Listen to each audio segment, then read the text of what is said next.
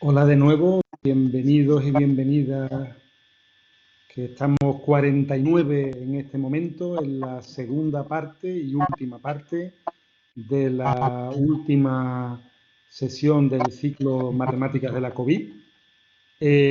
Vamos a pasar ahora a un grupo de 3 charlas con una orientación en estadística o en investigación operativa. Y doy en primer lugar la palabra a Ana Dubova, que va a ser de moderadora de esta sesión. Ana, cuando tú quieras. Sí, hola, buenas tardes. Bueno, comenzamos entonces la segunda parte de esta jornada.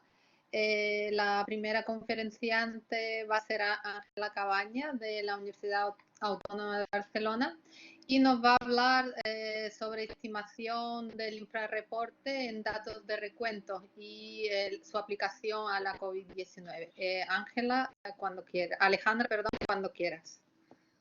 Gracias. Bueno, antes que nada quería agradecer a Limus y a Emilio en particular por haberme invitado y a Mariló, naturalmente. Y bueno, a ver, espero ser breve porque somos 3 personas para hablar en media hora, según las previsiones iniciales. Así que empiezo. A ver, uno cuando habla de datos epidemiológicos o incluso de orden social, eh, el infrarreporte, es decir, el hecho de que se reporten menos casos de los que realmente hay, es una cosa muy conocida, muy normal. Antonio mencionaba en la primera de las charlas de hoy que uno no ve la realidad, así que de alguna manera tiene que tratar de engordar lo que ve para ver si se parece un poco a la realidad, que no va a haber nunca, así que uno nunca sabe si lo que engorda es suficiente para llegar a la realidad o no, pero bueno, la idea es tener un modelo para ver si podemos detectar lo que no se ve y para no crear falsas expectativas eh, antes que se las hagan.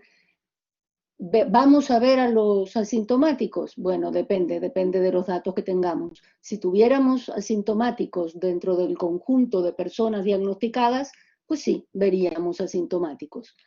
Como los datos que tenemos son lo que son, pues veremos cosas parecidas a lo que vemos.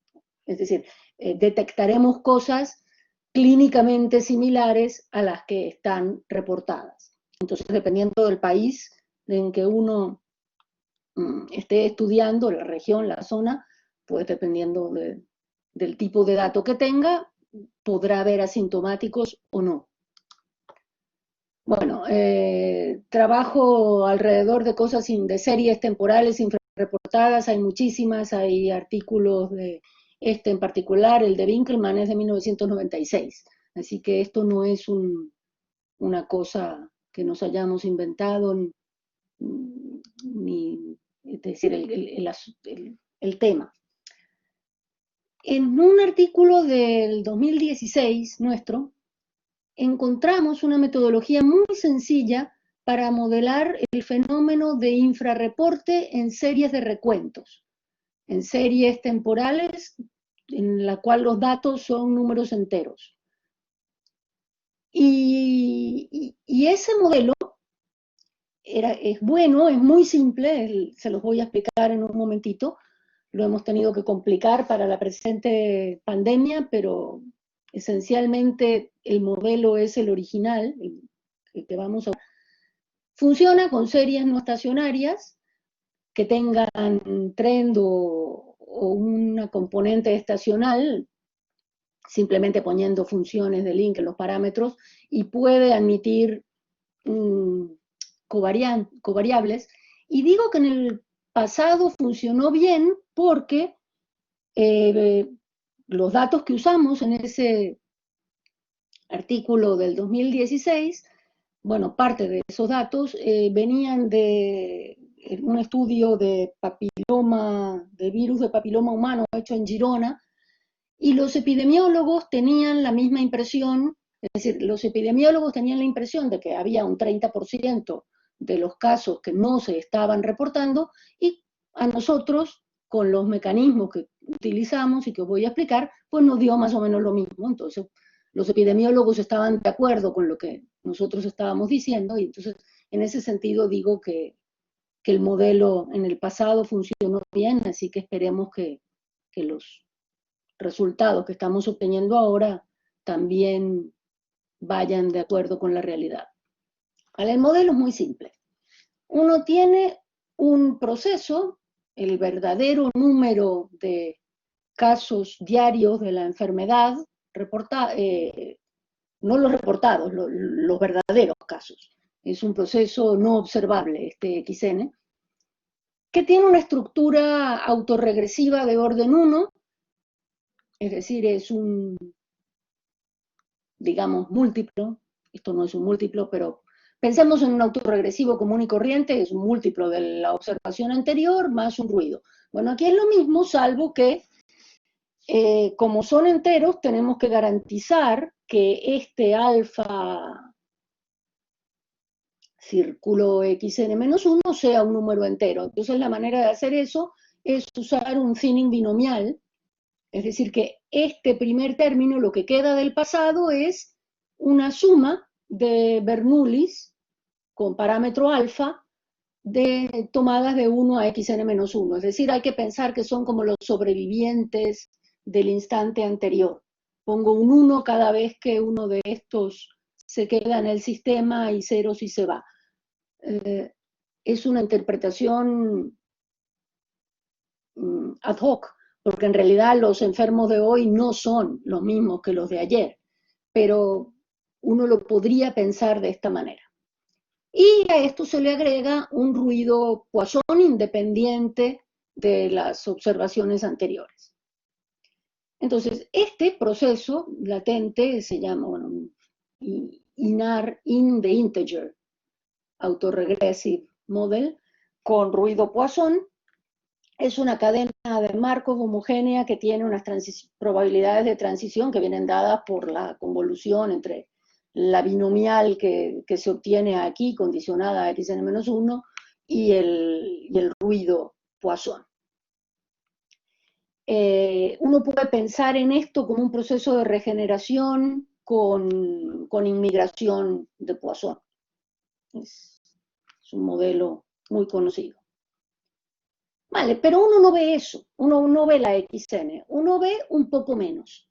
Entonces, ¿qué ve? Bueno, pues con probabilidad 1 menos omega veo lo que hay, veo la verdad, y con probabilidad omega veo un poco menos, es decir, un otro thinning, ahora un Q-thinning, que tiene la, bueno, intensidad Q y frecuencia de underreporting omega.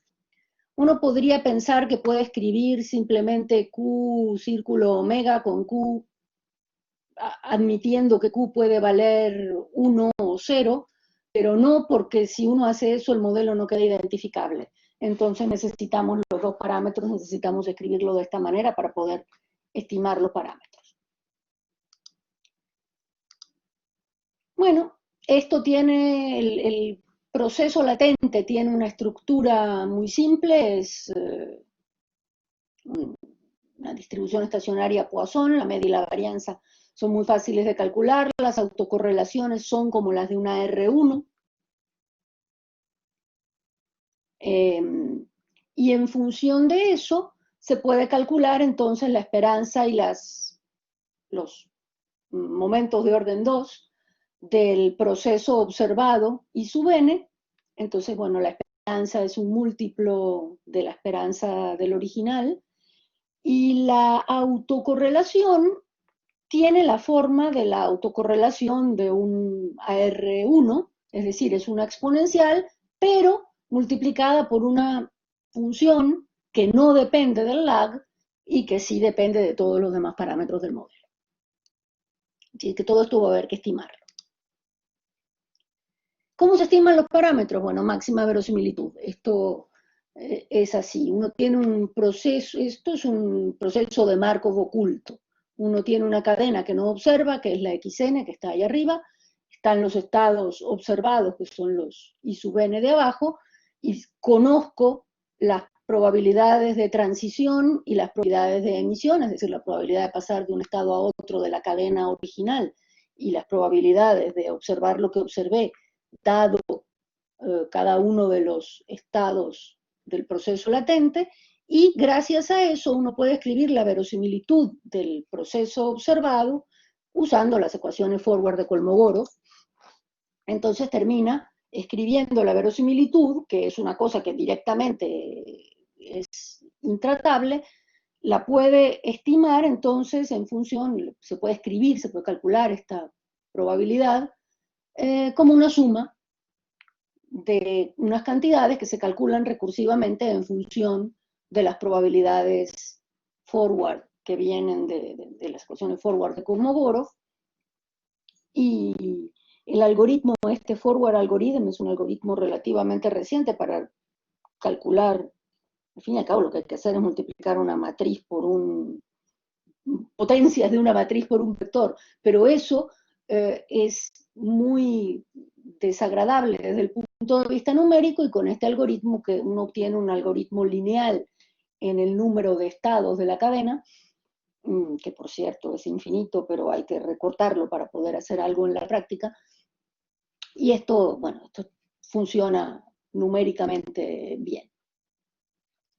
Luego, después que uno estima los parámetros de la cadena y del modelo, pues hay que reconstruir la cadena. Entonces hay un algoritmo bastante viejo, el algoritmo de Viterbi de los años 60, que permite reconstruir de nuevo, maximizando la verosimilitud de que el proceso latente sea el más verosímil, dadas las observaciones que uno obtuvo.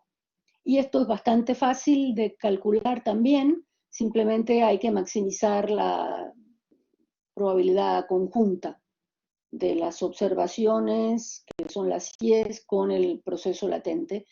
Las X que maximizan esa distribución conjunta, pues son la cadena más probable. Así que tenemos una reconstrucción del proceso latente. Y vamos a usar eso entonces en datos de la epidemia.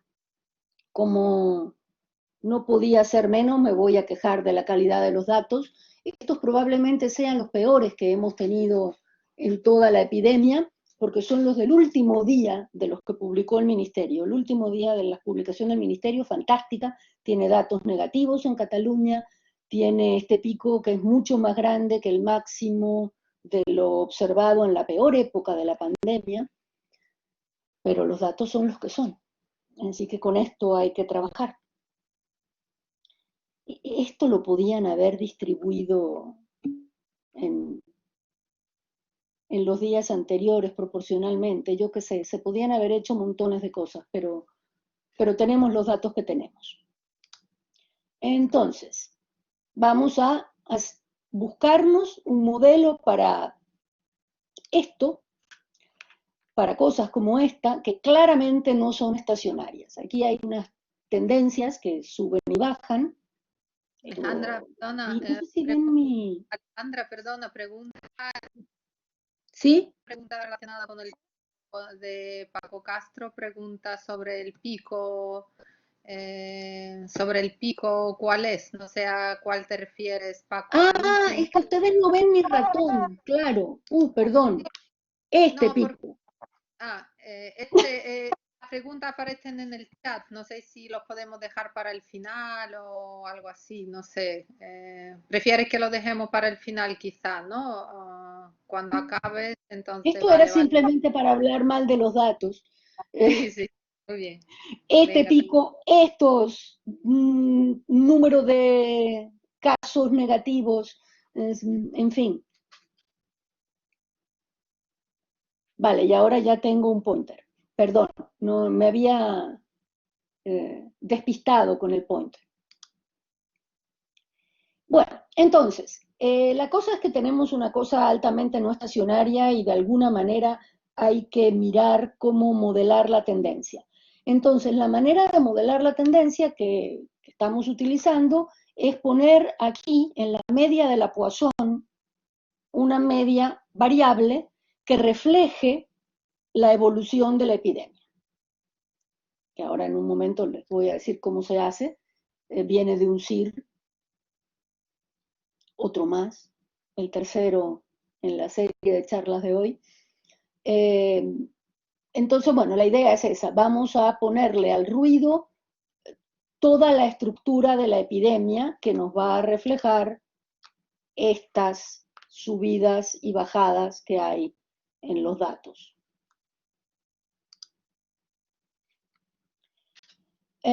Y también eventualmente podremos pensar que la intensidad del underreporting, del infrarreportamiento, es decir, el parámetro de estas Bernoullis, varía con el tiempo. Por ejemplo, para controlar efectos periódicos. Dado el poco tiempo que ha pasado de epidemia, no es razonable pensar que los datos tengan una periodicidad, el proceso latente, los verdaderos recuentos. Sin embargo, las observaciones son claramente periódicas en la mayor parte de los países de Europa, creo que excepto en Suiza, donde no son periódicos los datos observados, pero aquí sí. En Italia no se muere nadie los fines de semana, aquí la cantidad de enfermos los miércoles es asombrosamente más alta que otros días.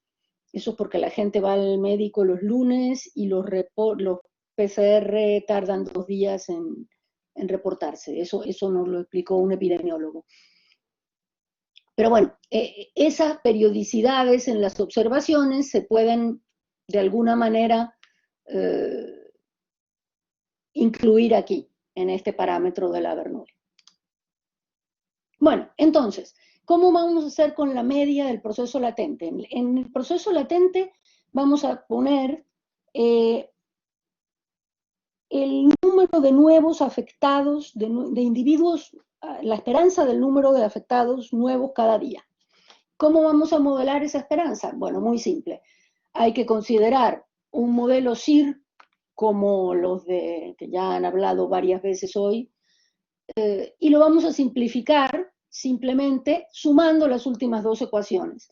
Es decir, considerando no a los infectados, ¿sí? Ya se me pasó el tiempo. Ya lleva ya 14 minutos y algo. Socorro. Vale, entonces me voy muy rápido. Lo que hay que hacer es sumar estas últimas 2 ecuaciones, y si uno suma esas 2 ecuaciones, obtiene un sistema mucho más simple, cuya solución conoce aproximadamente, gracias a un desarrollo de Taylor de orden 2, de esta cosa, de la solución esta de aquí. Entonces, al fin y al cabo, le queda una ecuación infinitamente sencilla, cuya solución, si uno cambia de parámetros aquí, es una logística. Entonces, los parámetros del modelo ahora van a ser esta M y esta K, que están relacionadas con el siglo original,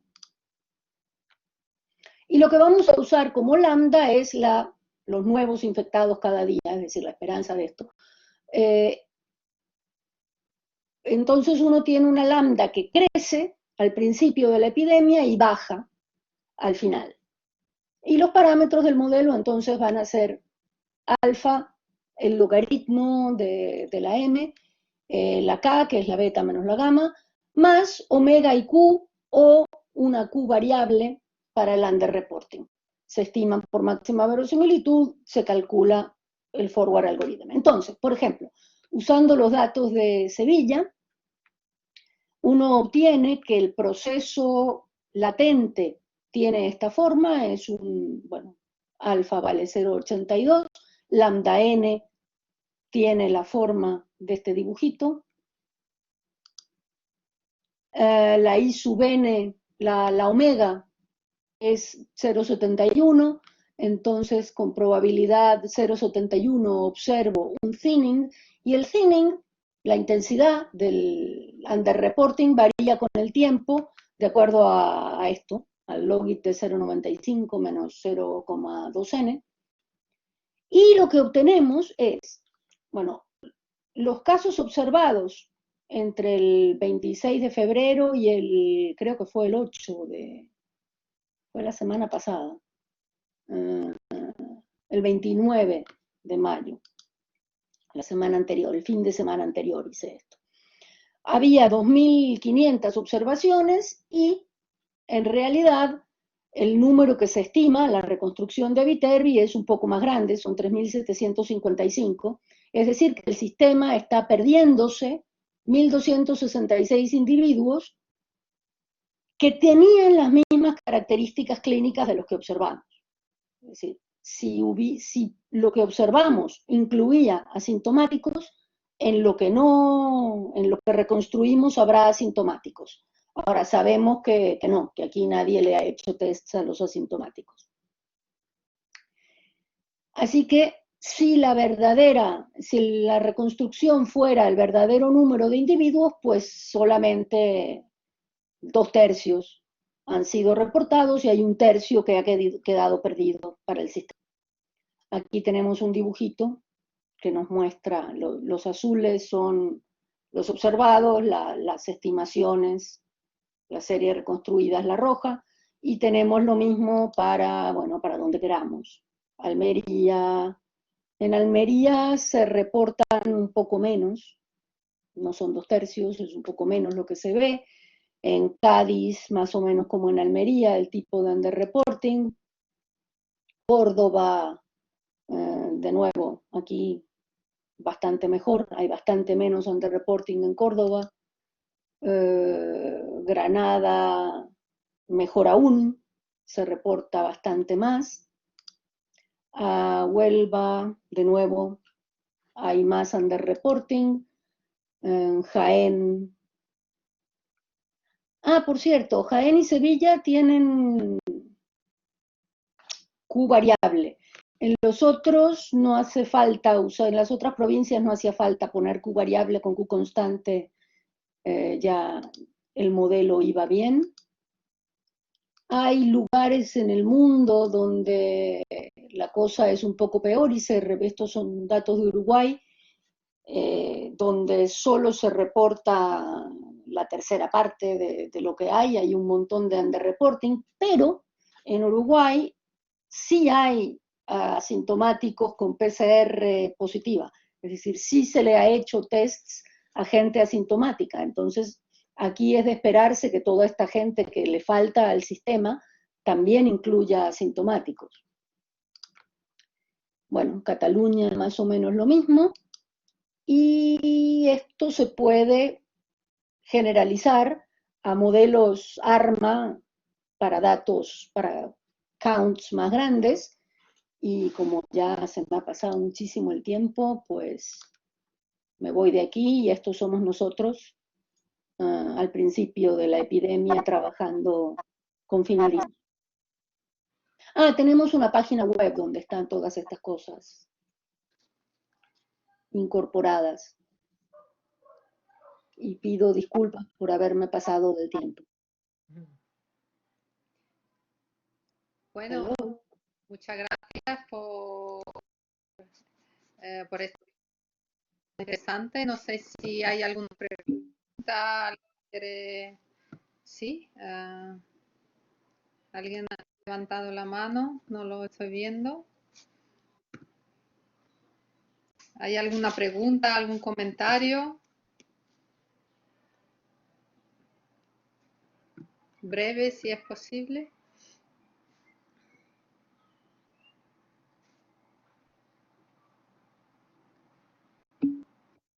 ¿Sí? Bueno, parece no hay. Paco Castro ha preguntado durante la charla. Bueno, yo te quería preguntar, hay un parámetro, los parámetros que aparecen en el modelo, habla de parámetros alfa y otros, ¿esos parámetros cómo los obtenéis? Son, Máxima digamos, verosimilitud. el parámetro alfa, no recuerdo cómo se llama, que aparece en la transparencia 17. Creo que está en la transparencia 17. 17. A ver, el alfa. Sí, el alfa. Sí, El alfa está aquí. Sí, El alfa es esto. Esto viene de cómo está definido el modelo. Uno define el modelo diciendo que en el instante n lo que ve es un alfa thinning de lo que vio en el instante n-1, y este alfa thinning lo que es una suma de Bernoullis independientes.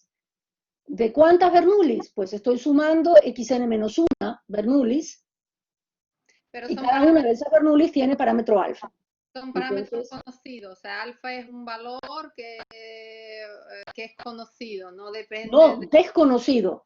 Alfa es un parámetro del modelo, es como si tuvieras un modelo AR1 para series temporales. Si la serie temporal no fuera discreta, fuera una serie de números reales, aquí pondrías xn igual a ρ por xn-1, aquí multiplicarías, este circulito sería una multiplicación, entonces sería el producto de ρ por el valor anterior de la serie más un ruido que debería ser gaussiano. Más adelante, alfa aparece con un valor, no recuerdo cuál es. Bueno, claro, es la estimación de máxima verosimilitud. Eso es lo que habéis obtenido, la estimación, ¿no? Este alfa es la estimación de máxima verosimilitud, este 0,82 es la estimación de máxima verosimilitud del parámetro alfa, de la misma manera que esta función de aquí es el estimador de máxima verosimilitud de la función lambda n, construida como la diferencia entre la logística en tiempo n y la logística en tiempo n-1. Magnífico, muy bien, muchas gracias. Nada. No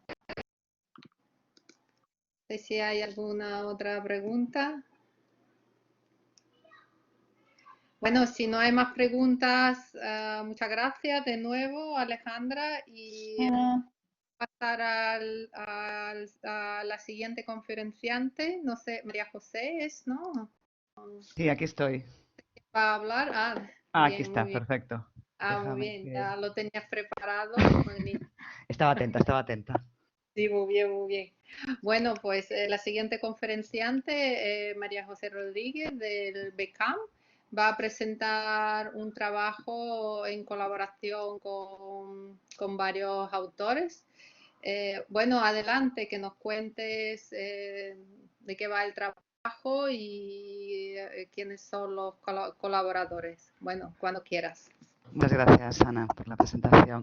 Bueno, lo primero agradecer al IMUS que nos haya invitado para presentar el trabajo que hemos estado haciendo en COVID en el País Vasco, en estos seminarios, aunque me ha tocado a mí hacer esta presentación. Lo cierto es que en ese trabajo es un esfuerzo conjunto en el que han participado muchas personas, sin las cuales este trabajo no hubiese sido posible.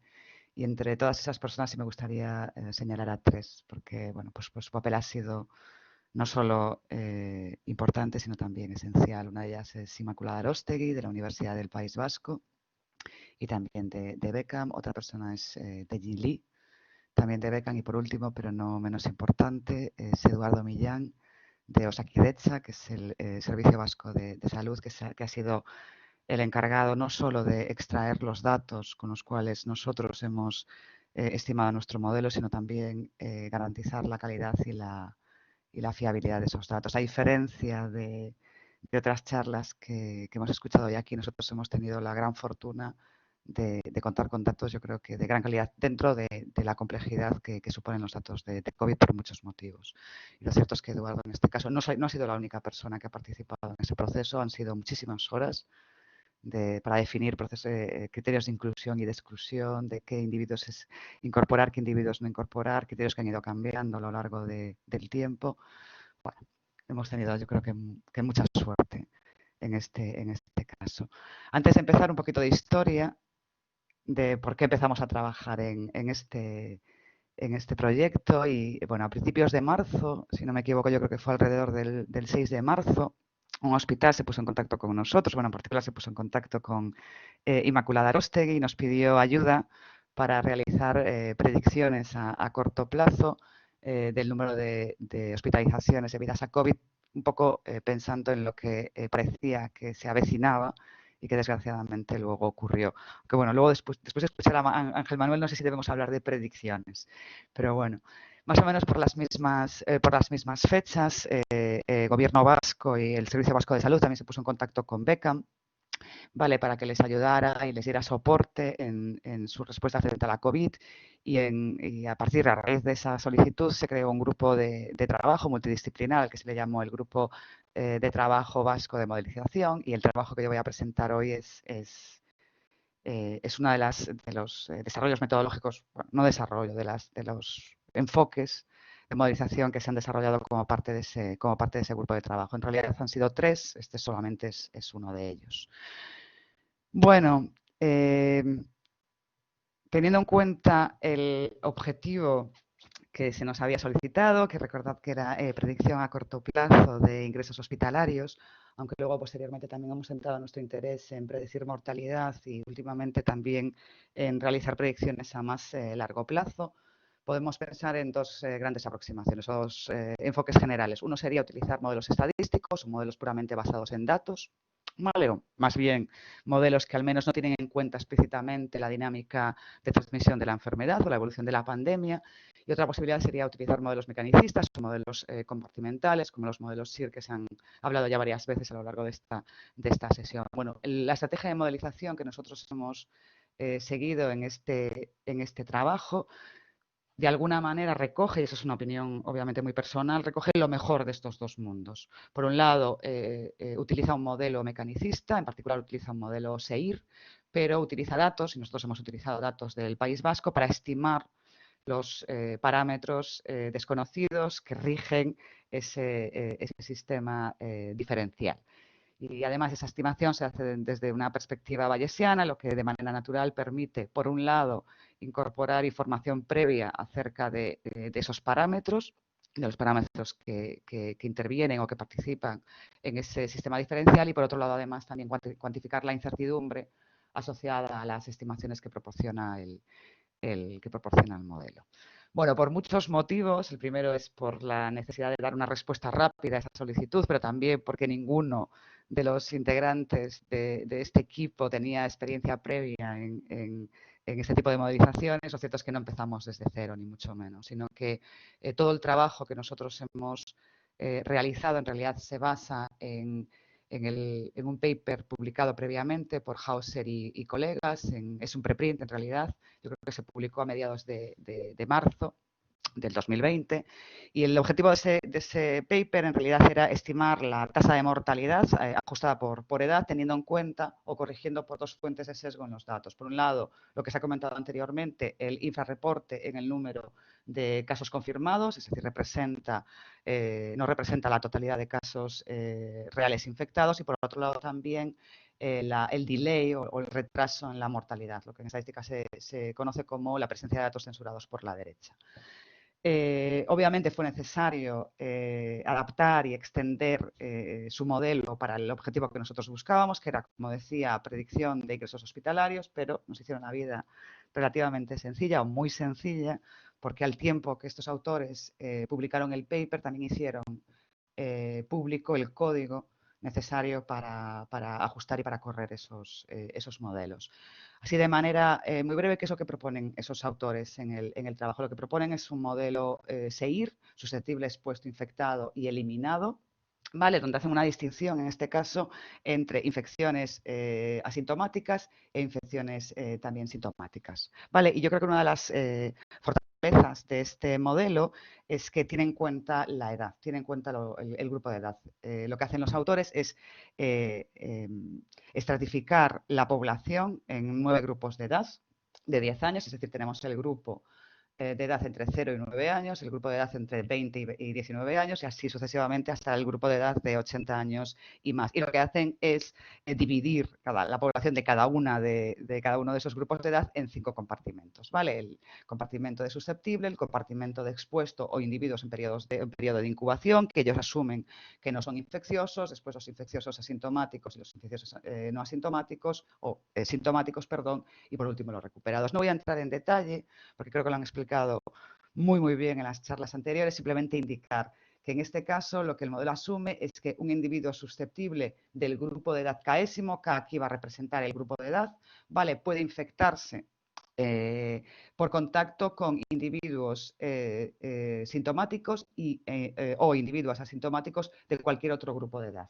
¿Vale? Y aquí lambda t lo que representa es la tasa de infección, que como vemos es una función que depende del tiempo. Vamos a ver en un minuto cómo se modela esa función. Y por último, este parámetro phi de aquí lo que permite es asumir o suponer que los individuos asintomáticos pueden transmitir la enfermedad, pero a una tasa distinta a la tasa a la que transmiten los individuos, a los individuos sintomáticos. Bueno, aparte de estos 5 compartimentos, que son estándares, va a ser necesario incorporar un compartimento extra en este sistema diferencial. ¿Por qué? Bueno, pues porque como veis, ese es un sistema relativamente sencillo, especialmente comparado con el que presentó antes Ángel Manuel, y es que ni los ingresos hospitalarios ni la mortalidad realmente son compartimentos en este modelo, sino que son cantidades que vamos a estimar fuera del sistema de ecuaciones diferenciales. Y para ello vamos a necesitar una cantidad que es el número acumulado de infecciones sintomáticas hasta un determinado tiempo t. En realidad, esta expresión aquí es la misma expresión o similar a la que tenemos para el compartimento de individuos sintomáticos, pero no permitimos salir a ningún individuo. Es decir, este compartimento de aquí lo que hace es acumular individuos.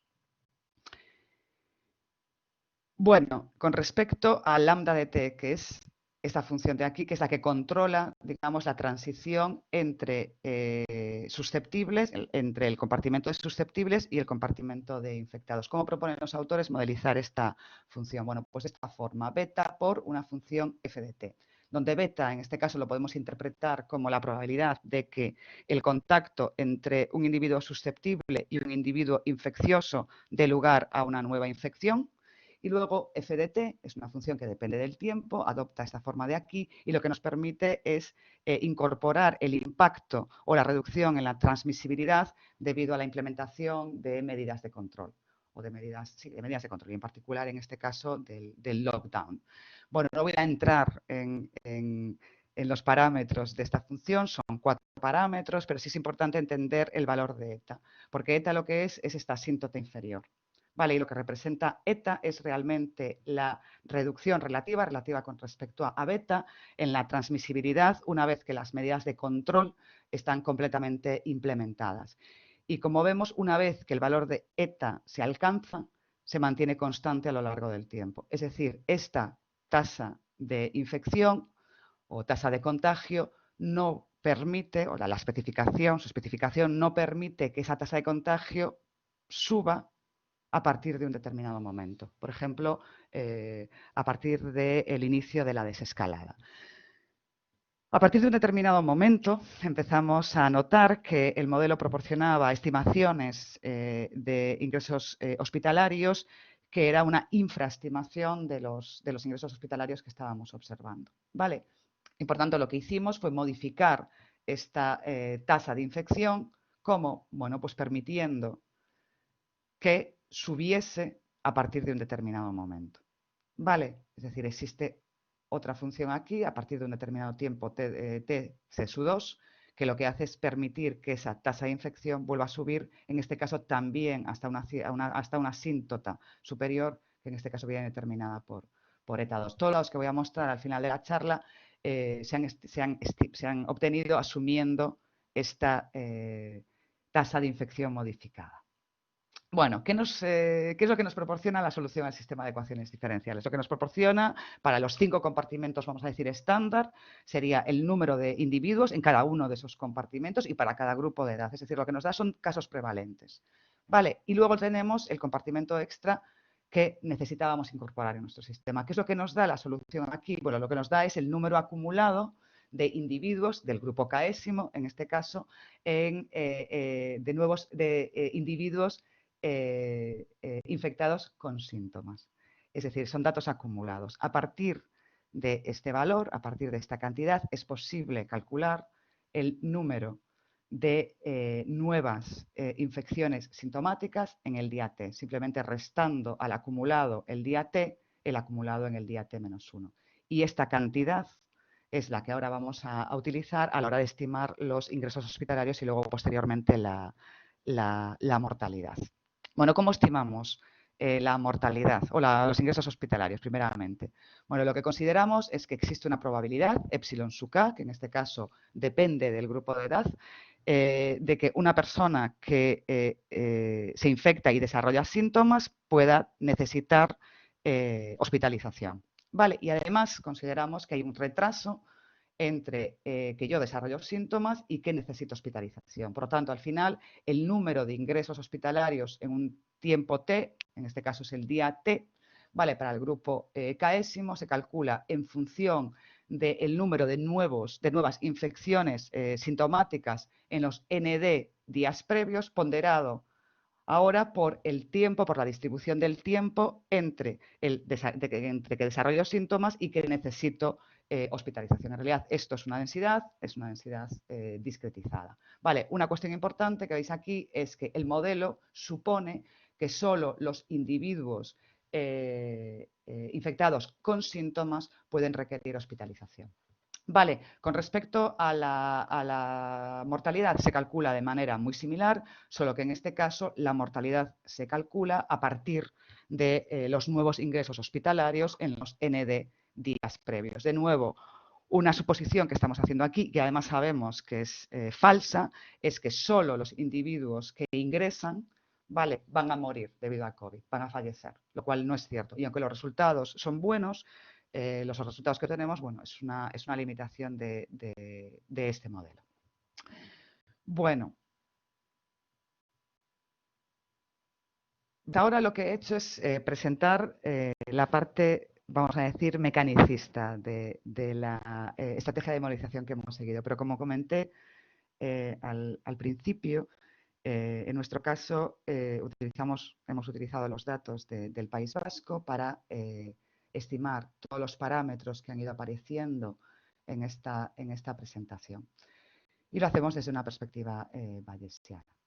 Vale, por tanto, lo que vamos a necesitar ahora es especificar, por un lado, distribuciones previas para, si no para todos, al menos para algunos de esos parámetros, y luego además también especificar la verosimilitud. La verosimilitud del modelo. Con respecto a las distribuciones previas, bueno, asumimos valores fijos para el periodo de incubación, que asumimos que es de aproximadamente de 6 días, y luego también para el periodo de infectividad, tanto de los individuos sintomáticos como de los individuos asintomáticos. Y en este caso consideramos que son alrededor de 5,4 días. Con respecto a la proporción de asintomáticos, bueno, asumimos una distribución previa, en este caso informativa, que considera que hay alrededor de un 80% de individuos asintomáticos y luego consideramos que que los individuos asintomáticos lo he visto, que los individuos asintomáticos no transmiten la enfermedad. En relación con las distribuciones previas para el resto de parámetros, y siguiendo un poco lo que habían hecho los autores originales, se asumen en este caso previas no informativas, excepto para las distribuciones asociadas a los tiempos desde la aparición de síntomas hasta el ingreso hospitalario y la distribución desde el ingreso hospitalario hasta la mortalidad, que son las distribuciones que luego entraban en el cálculo de los nuevos ingresos hospitalarios y de los fallecidos. Con respecto a los datos con los que se ajusta el modelo, y que luego contribuyen a la verosimilitud. Bueno, el modelo se ajusta con 3 conjuntos de datos, o 3 grandes conjuntos de datos. En realidad son 6. Por un lado, los casos reportados de COVID, y a partir de un determinado momento solo nos centramos en casos positivos por PCR y eliminamos los casos positivos por test serológico, intentando de esa manera no incorporar en el modelo casos prevalentes y casos incidentes. Vale, lo mismo para ingresos hospitalarios y también para mortalidad. En ambos casos son individuos con COVID confirmada. Y en particular para los ingresos hospitalarios y para la mortalidad intrahospitalaria, porque es la única sobre la que tenemos un cierto control, también se ha intentado que sean individuos que habían sido ingresados o que habían fallecido debido al COVID y no que habían sido ingresados o habían fallecido con COVID. Vale, para la mortalidad extrahospitalaria eso no es posible, no tenemos la causa de la muerte y por lo tanto no podemos saber si realmente la muerte se ha producido debido al COVID o simplemente esa persona había dado positivo al COVID, pero la muerte o el fallecimiento ha sido por otros motivos. En realidad, lo que decía, cada uno de esos 3 grandes conjuntos de datos en realidad se dividen en 2 más pequeñitos. Por un lado estaría el número de nuevos casos reportados por día, en este caso sin tener en cuenta el grupo de edad, y ahora sí la información por grupo de edad entra en forma de datos acumulados. ¿Vale? Número de casos reportados acumulados hasta, en este caso, el 28 de mayo, que es el último día para el que tenemos datos. Y exactamente lo mismo para los ingresos hospitalarios y para la mortalidad. Con respecto a la verosimilitud, y muy brevemente, bueno, lo que se asume es que el número de nuevos casos reportados en un tiempo T sigue una distribución, en este caso binomial negativa, ¿vale? Para tener en cuenta la posible sobredispersión en los datos. Esta cantidad de aquí viene de la solución del sistema ODE, ¿vale? Y como comentaba antes Alejandra, bueno, comentaron varios ponentes en esta sesión, existe un infrarreporte, es decir, los casos reportados representan un infrarreporte de los que suponemos que pueden ser los casos reales, y este ROCA de aquí lo que hace es tener en cuenta ese infrarreporte. Vale, este modelo especificado de esta manera no sería un modelo identificable, por lo tanto es necesario hacer algún tipo de asunción a mayores, y la asunción que hacen los autores es que el infrarreporte para los individuos que no hay infrarreporte, en realidad, para los individuos de 80 años o más. Y la explicación es que, bueno, esos individuos son más proclives a desarrollar síntomas más severos y, por lo tanto, a ser testados. Con respecto a los datos acumulados, en este caso por grupo de edad, lo que se asume para la secuencia de todos ellos es que sigue una distribución multinomial. Y exactamente lo mismo para los ingresos hospitalarios y para la mortalidad. En este caso sí que nos asume que hay un infrarreporte. Asumimos que los datos que observamos son los datos completos. Bueno, antes de presentar algunos resultados, lo cierto es que durante estos casi 3 meses hemos estado ajustando este modelo a medida que nos iban llegando nuevos datos, y eso ha sido con una periodicidad, al principio aproximadamente, al principio casi diarios, y luego a partir de un momento determinado cada tres días. Y en un momento determinado empezamos a observar que al incorporar los casos positivos en la verosimilitud, lo que observábamos era que tendíamos a sobreestimar el número de ingresos hospitalarios, que era nuestro objetivo. Una de las posibles explicaciones es que los protocolos de testeo han ido cambiando a lo largo de toda la pandemia. Inicialmente solo se testaba a individuos con síntomas severos, pero a partir de un determinado momento ha habido más capacidad de testeo y se ha empezado a testar a individuos con síntomas menos graves. Por lo tanto, sigue habiendo un infrarreporte en el número de casos reportados, pero ese infrarreporte sí que ha ido cambiando a lo largo del tiempo. Sin embargo, inicialmente y de momento el modelo no tiene en cuenta que ese infrarreporte pueda depender del tiempo, así que la solución que adoptamos fue no incorporar esos casos en la verosimilitud y centrarnos solamente en la información que contiene los ingresos hospitalarios y también las muertes, por considerarlo información más relevante. Bueno, muy brevemente, algunos resultados. Lo primero que quería mostraros es cómo las estimaciones proporcionadas por el modelo, especialmente al principio de la epidemia, fueron cambiando a medida que íbamos recibiendo nuevos datos. Esta sería la estimación, la media posterior y con los datos estimados, hasta el 19 de marzo. Esta línea de aquí negra serían los datos observados. Esto de aquí sería la estimación con datos hasta el 20, un día más. En este caso, la estimación de ambos días coincide.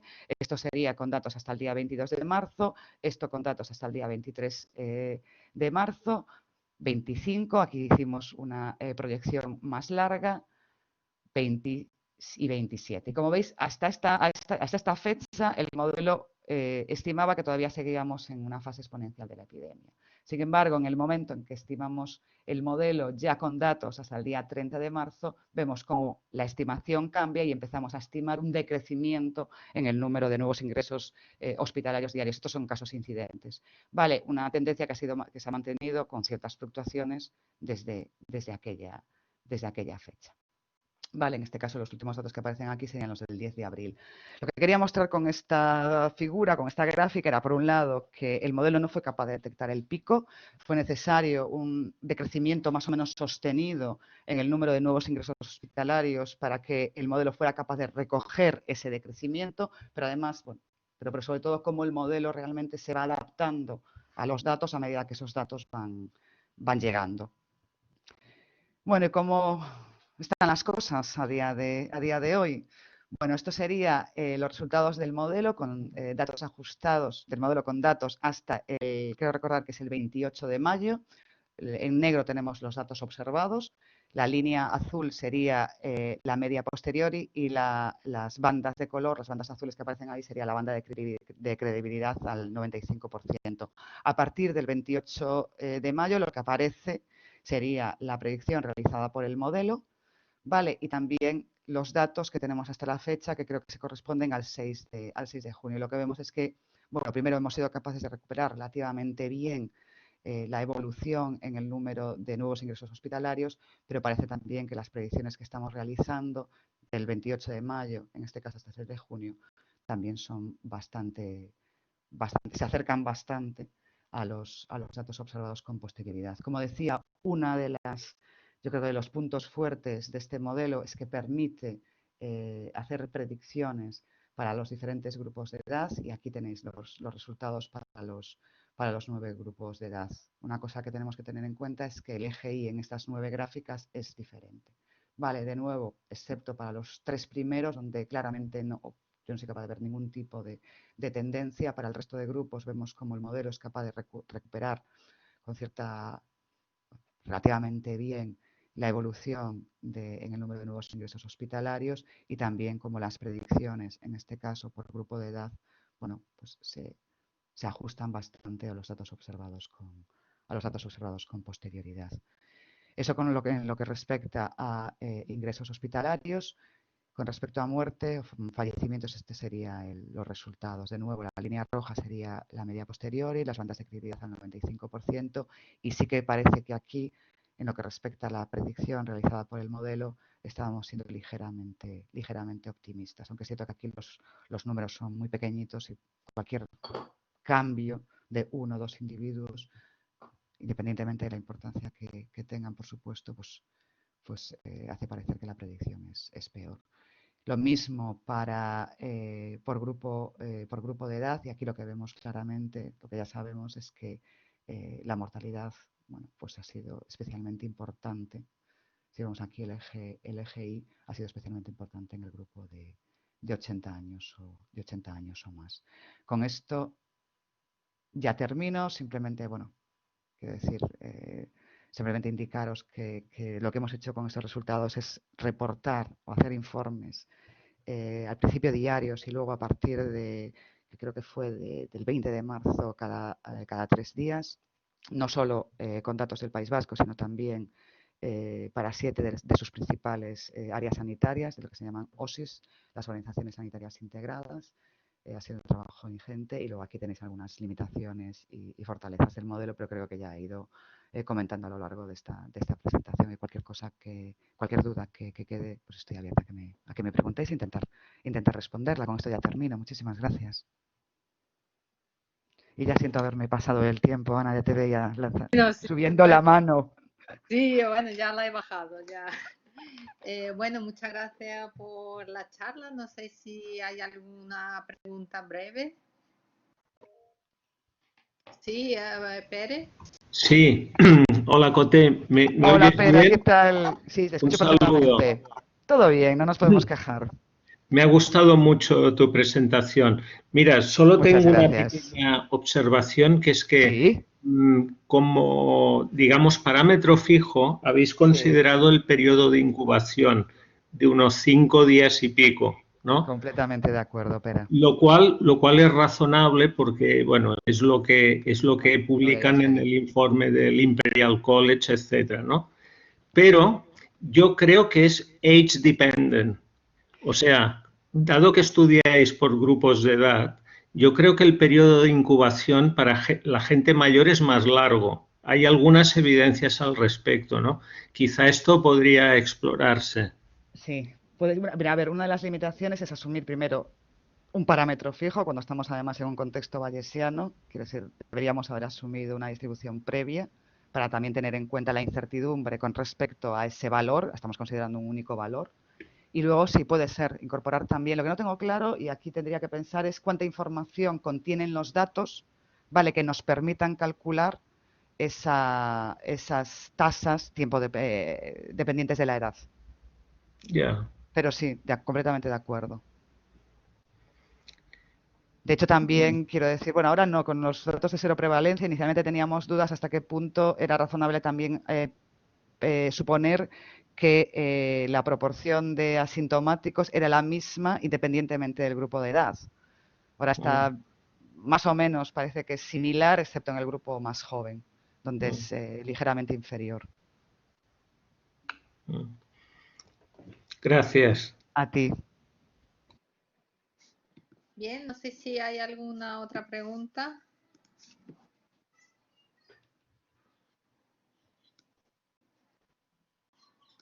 Bueno, te agradecemos de nuevo, María José, tu interesantísima charla, y vamos entonces con la última conferencia de la jornada de hoy, si te parece.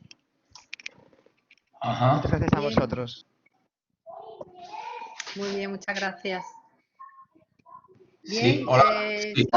hola, muy bien, muy bien. Buenas tardes. Bueno, el último conferenciante es Joaquín Pacheco, de la Universidad de Burgos. Nos va a hablar sobre métodos multiarranque y búsqueda tabú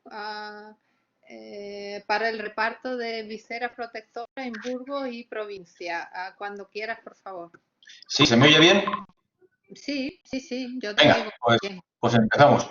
Muy Bueno, en bien. primer lugar, dar las gracias a Emilio Carrizosa y al Instituto de Matemáticas de la Universidad de Sevilla por haber tenido la deferencia de invitarnos a dar esta charla. Bien, cuanto hace 2 meses y medio, casi 3, que empieza esta crisis, la Unidad de Cultura Científica de la Universidad de Burgos, en contacto con una empresa tecnológica de Burgos llamada Abadía Tecnología, hacen un llamamiento a todos los makers de la ciudad y de la provincia para que se pongan en marcha y se pongan a fabricar viseras protectoras y otros aparatos y otros elementos de protección. ¿De acuerdo? Entonces, esos makers, sin dudarlo en un solo momento, se ponen en marcha y se ponen a fabricar este material de protección. Así también se pide ayuda a voluntarios de protección civil, a la Cruz Roja, también al ayuntamiento y para el reparto dentro de la provincia a la Guardia Civil, para que se encarguen de estas tareas de distribución, o sea, de recogida de las viseras en los domicilios de los makers y la distribución a los sitios donde se necesitan.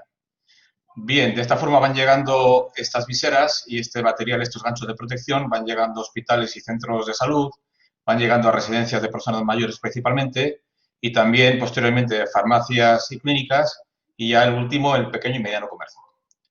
Para darnos cuenta de la dimensión de esta iniciativa de la Unidad de Cultura Científica, tenéis que ver que en la provincia de Burgos se han entregado hasta el miércoles pasado 37.311 viseras y 28.800 ganchos. Para que nos hagamos una idea, sí, se me oye bien, ¿verdad?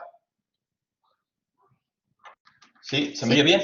Ah, vale, bien, sí. Para que nos hagamos una idea, España tiene cerca de 47 millones de habitantes y en estas actividades similares se han repartido 685.600 pantallas, se pone un 1,46% de habitantes por pantalla, y en Burgos esta cantidad es del 10,5%, lo cual quiere decir que, bueno, pues ha sido bastante interesante esta actividad que se está haciendo, ¿verdad?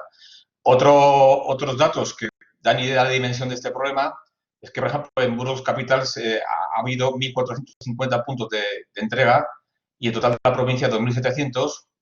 En cuanto a makers, en total ha habido 236, de los cuales prácticamente la mayoría eran individuos, o sea, eran hogares de individuos y también en unas pequeñas y medianas empresas, pero en total lo fabricado por los individuos ha sido por los voluntarios, ha sido 30.000 de las 37.000 viseras, lo cual quiere decir pues la generosidad de todas estas personas, ¿verdad? También hay que remarcar la ayuda de Protección Civil con 5 vehículos, el Ayuntamiento con 3, esta empresa de tecnología también de vez en cuando pues, ha colaborado con un vehículo, la Cruz Roja con 2 vehículos y para la distribución en la provincia, pues la Guardia Civil, que eso ya lo podemos controlar, y también las policías locales. Bueno, entonces aquí tenemos una idea de los elementos que intervienen en estas operaciones. Aquí arriba a la izquierda tendríamos los puntos de reparto, que ya veremos más adelante, perdón, los puntos orígenes y destino de las rutas, que depende de quién es el propietario del vehículo. Si es, por ejemplo, aquí la Cruz Roja, si es Protección Civil, si es Abadía Tecnología, si es el Ayuntamiento. Y aquí tenemos en azul arriba el Hospital Universitario de Burgos, donde al principio se llevaban todas las viseras que sobraban en la ruta de ese día. Bien, aquí tenemos una idea de la distribución de los makers en lo que es Burgos y alrededores. Aquí tenemos la distribución de los puntos de reparto. Vemos que hay mucha más densidad de puntos de reparto, de puntos de entrega, perdón, que de puntos de recogida. Aunque al principio no era así. Bien, esto lo que comentaba antes, el Hospital Universitario aquí arriba y los otros puntos y origen y final de cada ruta, dependiendo de cuál fuera la institución que se encargaba de la distribución. ¿Cómo ha evolucionado este modelo, este problema real, verdad?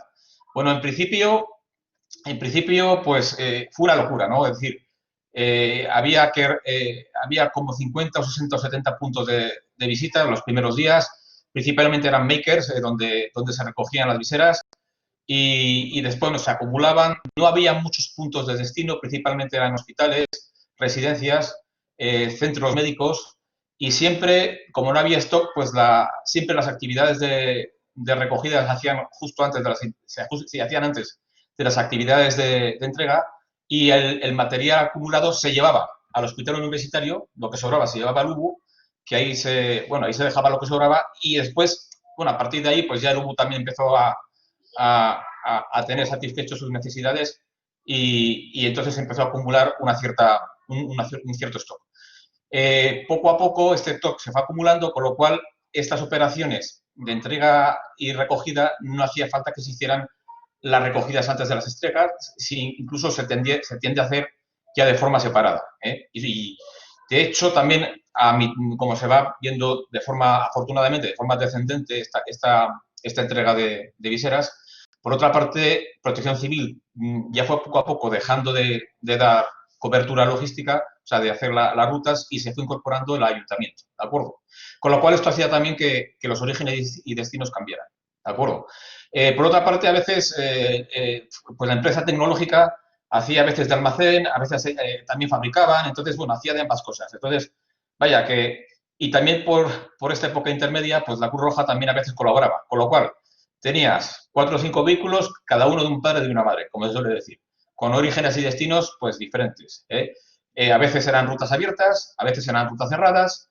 Bueno, pues eso dependía de cada vehículo. Bueno, y ya al final, pues ya vemos que a partir de mayo, pues evidentemente la tendencia ha cambiado y habitualmente solamente se necesitan una ruta de recogida y como mucho 2 rutas de entrega. Y en cuanto a la provincia, la evolución es pues muy similar. ¿De acuerdo? Bien.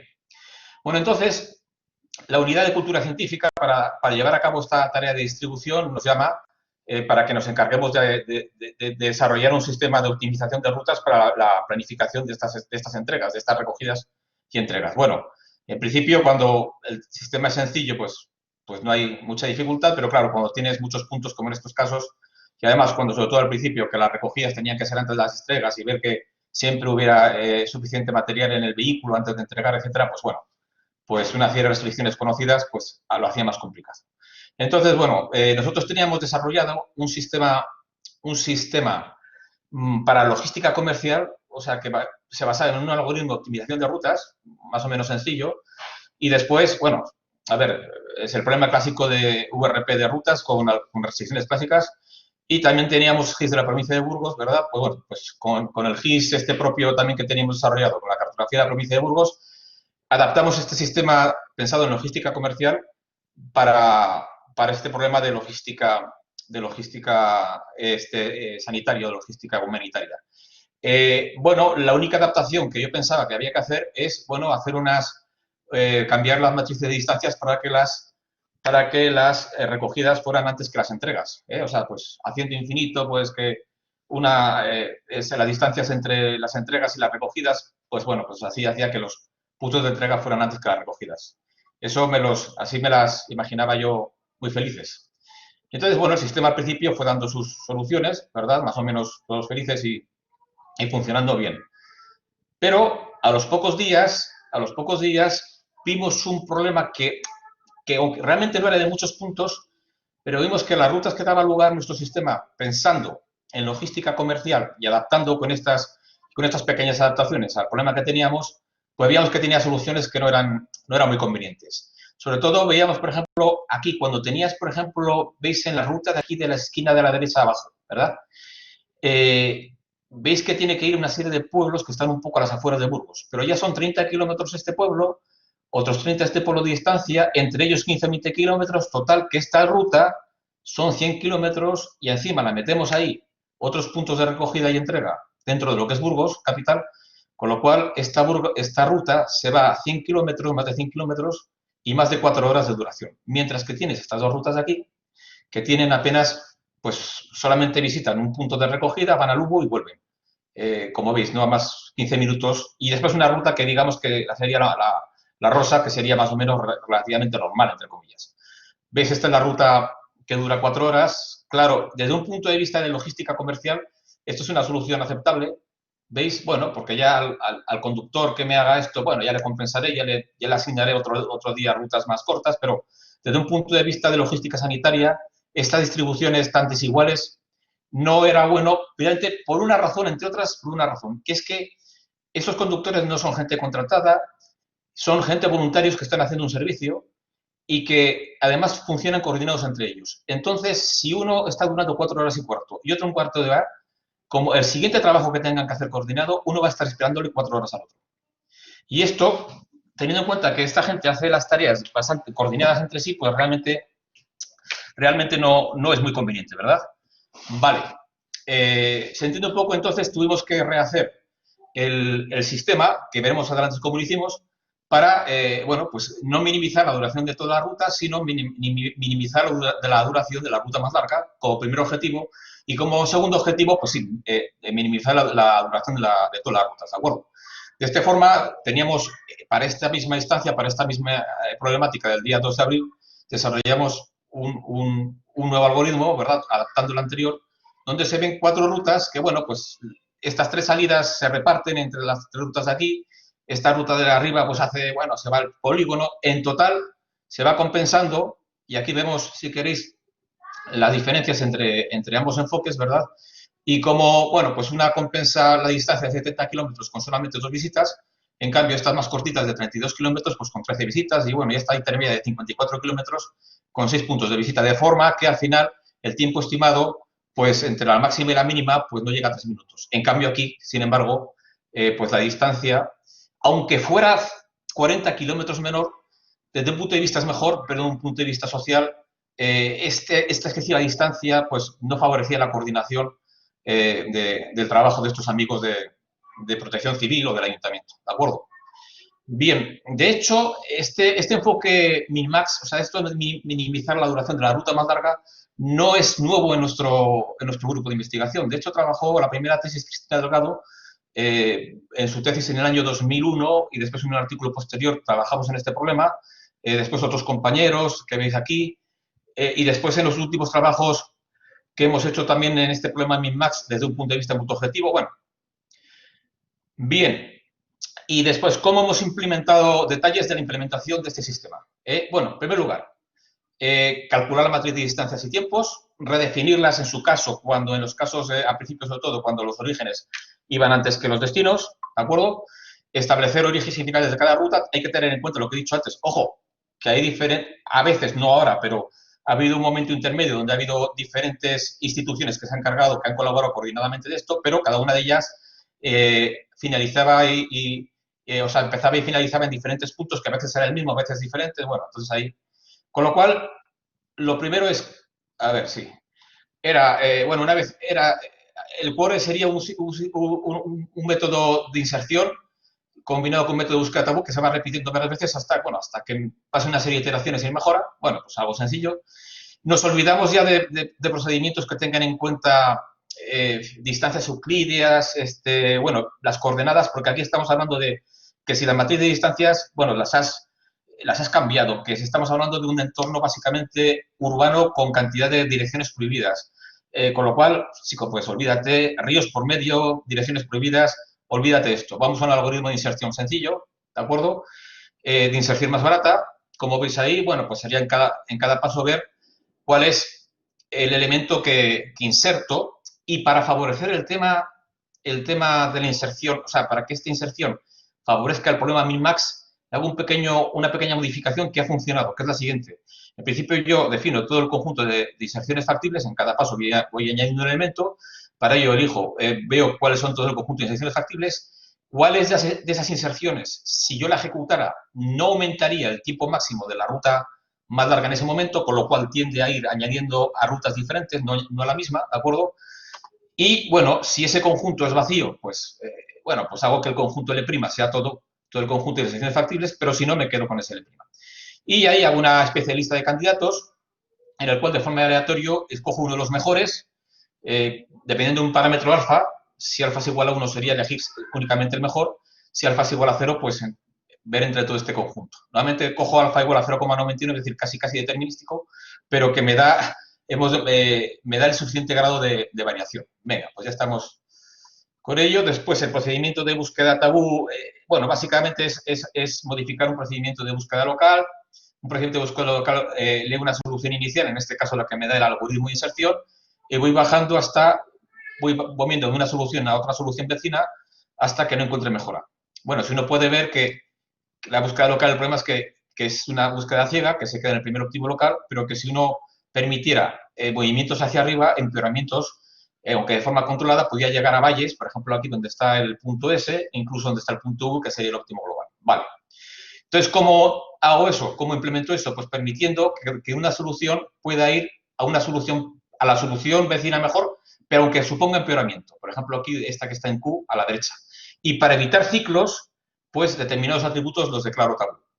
Por ejemplo, en este caso, vamos a ver que esos son atributos tabú. Pues en este caso, los movimientos vecinos o las soluciones vecinas son aquellas que obtendría por estos 4 tipos de movimientos que nos han funcionado muy bien en el pasado: intercambiar 2 cadenas de la misma ruta, 2 cadenas no consecutivas, 2 cadenas consecutivas, 2 cadenas de rutas diferentes, etc. Veis que aquí, por ejemplo, un cambio, por ejemplo, este intercambio de OR supone eliminar el arco AB, el CD y el FG y añadir otros 3 arcos. Bueno, pues yo voy a declarar como atributo tabú los arcos que acabo de eliminar en la interacción anterior. De forma que todos los movimientos que suponga añadir arcos que acabo de eliminar recientemente, pues son movimientos o soluciones que en principio no voy a visitar. Bueno, en determinadas circunstancias. Entonces, en principio, esto es sencillo.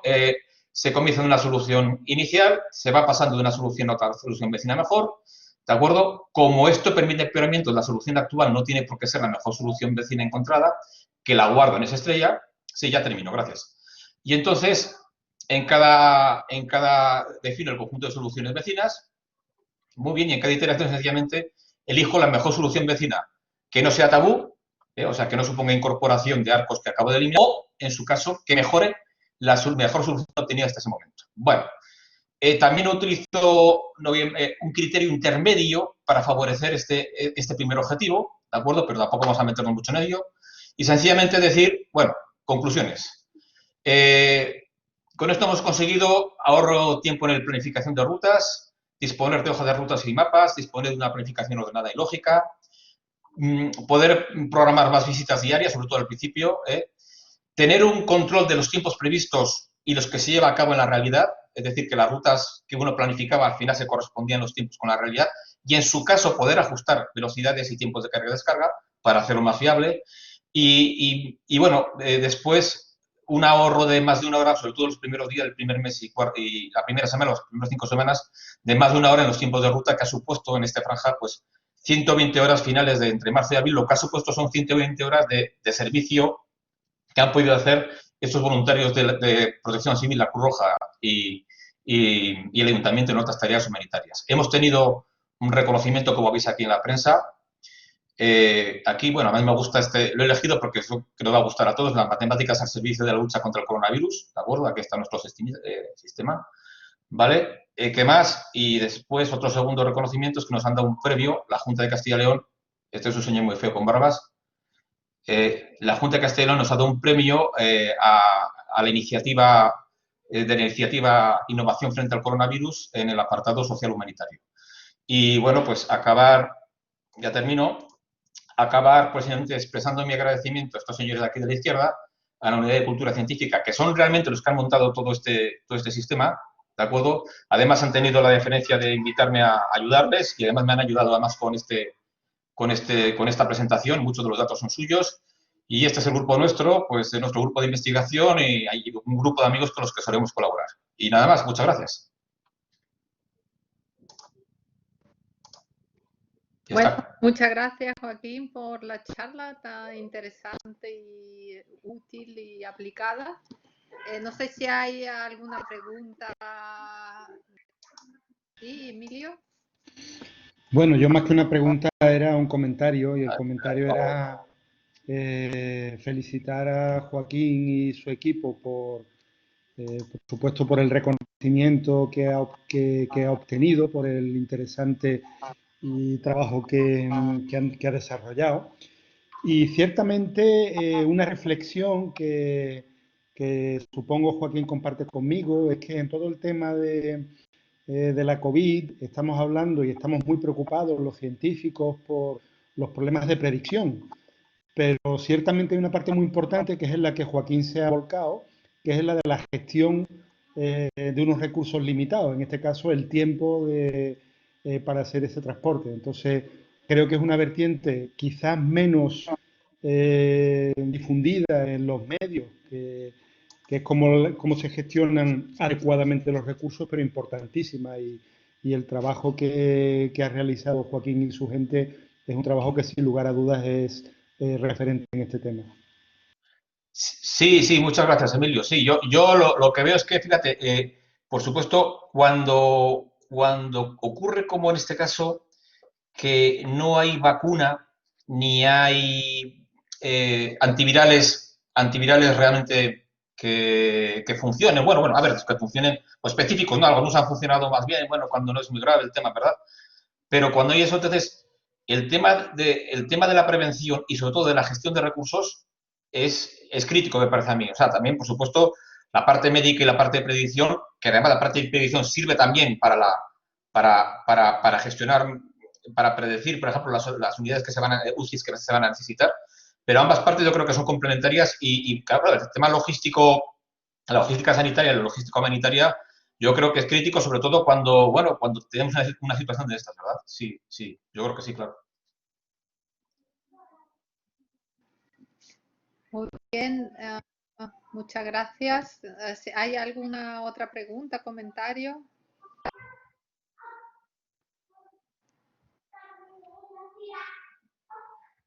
Bueno, si no hay, muchas gracias, Joaquín, y ya cedo la palabra a Emilio para concluir esa jornada. Muchas gracias a todos. Pues yo querría darle las gracias de nuevo a los conferenciantes de esta sesión, a las dos moderadoras que han tenido que emplearse a fondo para que no acabemos demasiado tarde. Y bueno, yo creo que ha sido interesantísima la experiencia. Vamos a subir la presentación al canal de YouTube de Limus. Así que a los colegas y las colegas que se han excusado diciendo que tenían compromisos familiares y que no podían escuchar vuestras estupendas charlas, decirles que no, que la van a poder ver en diferido en el canal YouTube. Espero que no nos hagan falta muchas iniciativas como estas, porque no estemos en una crisis humanitaria como la que nos hemos encontrado, pero sí espero que encontremos foros para que la comunidad matemática aplicada, junto con los colegas más teóricos, nos podamos reunir y compartir experiencias y compartir herramientas, como creo que ha quedado de manifiesto hoy, que es posible y que podemos aprender mucho de distintas partes de las matemáticas. Así que muchas gracias a todos y todas, y vamos a cerrar esto ya y vamos a ir preparando, no sé en qué fase estáis, pero creo que salir a tomar una cervecita podemos casi todos, ¿no? Pues venga, vámonos a eso. Muchas gracias a todos. Gracias, gracias. Gracias. Gracias a todos. Un abrazo. Muy bien, venga.